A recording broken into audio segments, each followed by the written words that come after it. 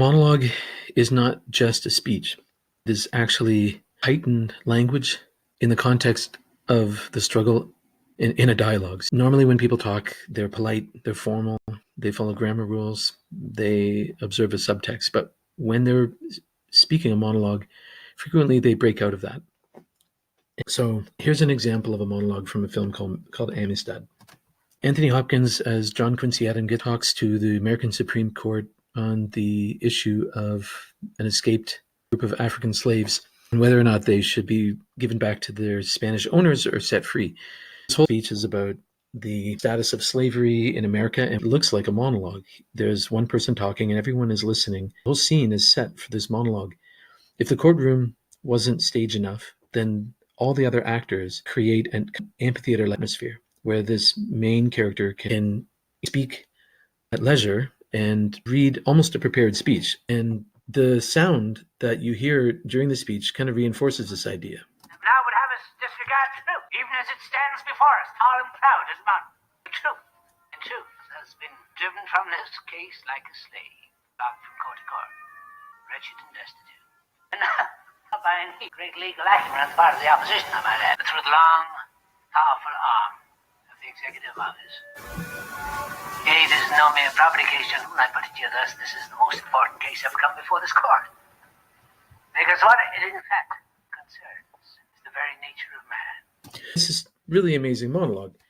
But what is a monologue? The Quint Indianapolis monologue in the movie Jaws, where Quint tells this story of how he and other men were shipwrecked at the end of the Second World War. And it's a brilliant story, and it's full of terror, and it creates amazing sympathy for this character. 100 men went into the water. Vessel went down in 12 minutes. Didn't see the first shark for about half an hour. Tiger, 13-footer, you know that when you're in the water, Chief? Tell by looking from the dorsal to the tail. Well, we didn't know. Our bomb mission had been so secret. No distress signal had been sent. They didn't even list us overdue for a week. They first light, Chief. Sharks come cruising. So we formed ourselves into tight groups. It's tempting to think that writing a monologue is like writing a speech. The character uses the same physical actions and you base in the same way that a speech maker uses it. They pick a central location and they deliver a crafted oration. And whatever the physical space lacks, the audience makes up for by listening quietly, patiently, eagerly drinking up the words. The audience creates the amphitheater, and the actions of the audience model the attitude that they want the real audience to have. They want everyone to realize that important words are being spoken. It's tempting to think that a monologue is something that stands alone like a monument in the middle of a scene or a movie or a play. We don't really need to know the context of the speech or the motives of the characters, because the sentiments and the rhetoric of the monologue are so universal that the speech stands alone as a monument to not only the performer, but to the writer. Beautiful soliloquies and speeches can be used in almost every context or situation. There's probably a Shakespeare speech for that. There's some other examples that I haven't touched on, but like Charles Chaplin closing monologue of the Great Dictator. But these are all examples of really amazing speeches. They follow the craft of the speech writing. They have a topic, the thesis, logical arrangement of ideas, evidentiary support. They're embellished with anecdotes, probing questions, confessional revelations, humorous observations, and they're beautifully delivered by their actors. But these speeches are not real monologues. Those film monologues cannot really be understood in the way that we think of. We're thinking of them in the wrong way. And that is because the characters in drama have to fight for the right to be heard. Otherwise, the speech doesn't mean anything. Monologues are a bit like real life. We have to build the courage to speak to someone that we're afraid to speak to. My plan is to look at monologues in the context of the dialogue in which they happen. When do monologues typically happen in drama? When they're meaningful, when the speaker struggles to earn the right to make them. They happen when the character commands the attention of the audience. That's when these monologues happen. In the film Good Will Hunting, John McGuire and Gerald Lembo are arguing about the fate of the young prodigy Will Hunting. And it's interesting because McGuire gets a speech. He has a speech that's not exactly a monologue, but it has the substance of a monologue, but because he has to fight for it, and it's not staged. I brought you in here because I wanted you to help me with the boy, not to run him out. I know what I'm doing with the boy. I don't care if you have a rapport with the boy. I don't care if you have a few laughs, even at my expense, but don't you dare undermine what I'm trying to do here. Undermine.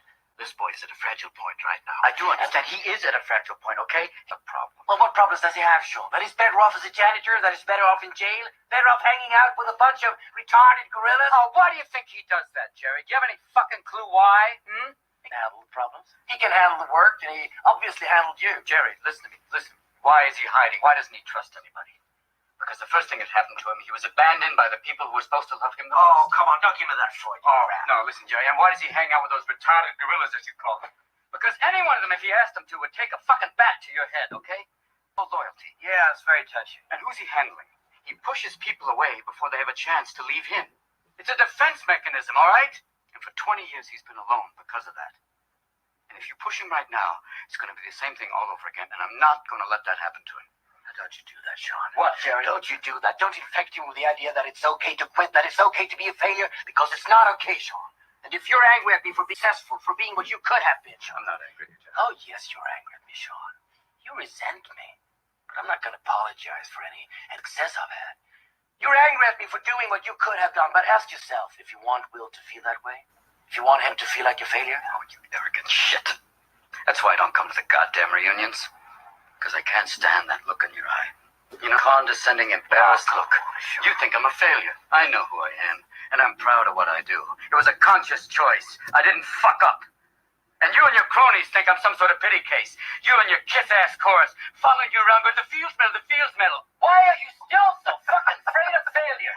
It's about my medal, is it? Oh, God, I can go home and get it for you. You can have it. Oh, please don't. You know what, Jerry? Shove the medal up your fucking ass, all right? Because I don't give a shit about your medal, because I knew you before you were a mathematical god. When you were pimple-faced and homesick and didn't know what side of the bed to piss on. Yeah, you were smarter than me then, and you're smarter than me now, so don't blame me for how your life turned out. It's not my fault. I don't blame you. It's not about you, you mathematical dick. It's about the boy. He's a good kid, and I won't see you fuck him up like you're gonna fuck up me right now. I won't see you make him feel like a failure, too. He won't be a failure, Sean. But if you push him, Jerry, if you ride him. I am what I am today because I was pushed and because I learned to push myself. You did that? We have an argument. We have a kite. Definitely a dialogue going on. But do we also see that there's a monologue going on? We don't really see it as a monologue. But the thing is that McGuire gets a speech. Maybe you didn't pick up on it, but he gets most of the substance of the talk. He gets the moral weight of the talk. But he has to fight for that. He has to struggle to make his point. And it's a fight for every inch. His colleague is on his case, and the body language, really, really hostile.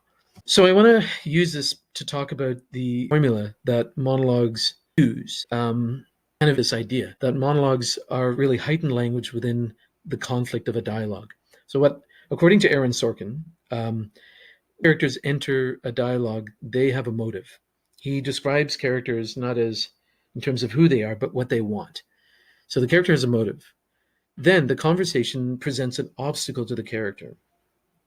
And what happens is that the character reaches a point where they can't communicate within the confines of normal speech, and they break out and they start using what he calls heightened language. They use a language that, through the niceties and conventions that act as barriers to expression, and they start to speak their feelings. So the heightened language may be filled with swear words, it may be violent, has energy, and it's honest. And I think that's why he calls it heightened language. So, I can show you a little bit about what he means in a video. By throwing a fit in front of the entire office? Hey, what did I say? We're not doing an Aaron Sorkin sketch. Hi, my name is Shane, and this is a quick episode of Real Epic Breakdowns. I'm in a constant state of writer's block. That is my default position. Dialogue is pretty much where the art comes in. Lately, I've been trying to get a hold of writing dialogue, specifically monologues, what it is, how it sounds, and one person that is often remarked for having a really noticeable and memorable writing style is Aaron Sorkin. Aaron writes the music of American speech absolutely perfectly, and it is not perfectly obvious when you read it what the music is. So what is the Sorkin monologue, and what is it about his writing that makes it stand out in such a unique way? Well, in order to understand the first concept, we first have to ask ourselves, A constant theme through all of Aaron Sorkin's characters is this kind of idealism, this ultimate goal or quest our character is working towards. And this is what drives our character. For me, then kind of the audience character is I like to show the audience what a character wants. And this can be as literal as having one of our characters tell us what they want. Titled, You Want Answers! I want the truth! The second concept is an obstacle. You need another character or even a literal object that is as strong or even stronger than our protagonist. For example, if we have an unstoppable force of justice that is our character, who or what is his obstacle? This is what happens when an unstoppable force meets an immovable object. A character who literally denies our protagonist of his or her ideal is what makes a strong obstacle. And the stronger the motivation, Titled, You Want Answers! I want the truth! You can't handle the truth! the stronger the obstacle needs to be. The last and most important concept is an emotional breaking point, where, in the dialogue, our character breaks their normal speech pattern and moves into a form of heightened language. But what exactly do I mean by heightened language? Well, to better understand Aaron Sorkin and his style of dialogue, you have to look at his background in education. Okay, so there's a little snippet about Aaron Sorkin's thinking when he came up with this formula.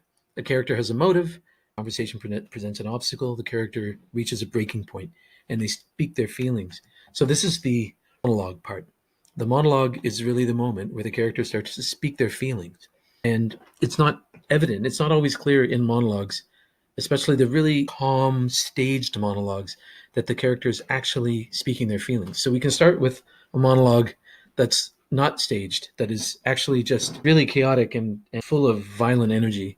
And we'll start with Daniel Kaffee's meltdown monologue in A Few Good Men, when his colleague played by Demi Moore, tries to make him agree to put the colonel on the stand, because he's upset about this because there's a conflict there. He wants to win the case, but he doesn't want to risk court-martial. He also wants to win the case, but he's also painfully aware that he could lose everything if it doesn't go well. So he's really afraid. And that's why he has his meltdown monologue. So Maguire has time to think after the scene, and he then, when he sees Will again, he actually tells him what he's thinking. And this is his monologue. Let's take a look at that. It's really nice. You gotta think the swans is it's like a fetish. It's something like we need to devote some time to. Thought about what you said to me the other day about my painting. Huh? Perhaps tonight, thinking about it, something occurred to me. I fell into a deep, peaceful sleep and haven't thought about you since. You know what occurred to me? Oh. Just a kid. You don't have the faintest idea what you're talking about. Why, thank you. It's all right. You've never been out of Boston. Nope. So if I asked you about art, you'd probably give me the skinny on every art book ever written. Michelangelo. You know a lot about him. Life's work, political aspirations, him and the Pope, sexual orientation, the whole works, right? I bet you can't tell me what it smells like in the Sistine Chapel. You've never actually stood there and looked up at that beautiful ceiling, seen that. If I ask you about women, probably give me a silver, say your personal favorites. You may have even been laid a few times. You can't tell me what it feels like to wake up next to a woman truly happy. You're a tough kid. I ask you about war, you'd probably throw Shakespeare at me, right? Once more into the breach, dear friends. You've never been near one. You never held your best friend's head in your lap. Watch him gasp his last breath, looking to you for help. Ask you about love. Probably quote me a